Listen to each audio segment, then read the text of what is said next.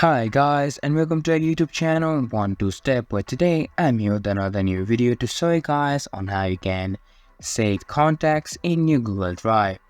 To save contacts in your Google Drive, first make sure you have the Google Drive account logged in and opened in your mobile phone, or even if you are on a PC or a laptop. To save contacts in your Google Drive, it's quite easy and simple.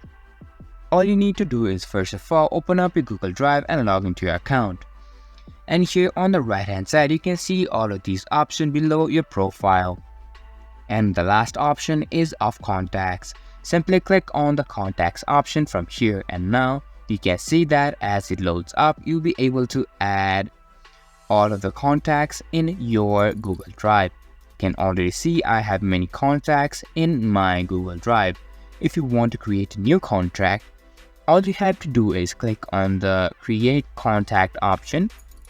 From here, simply fill in the blanks, and now there's a save option on the bottom of your screen. Simply click on save after inputting the details, and you'll be able to save and create contacts even in your Google Drive. This was for this video, and I hope you guys find our video helpful. If you do, make sure to leave a like, subscribe to our YouTube channel, and hit the bell notification.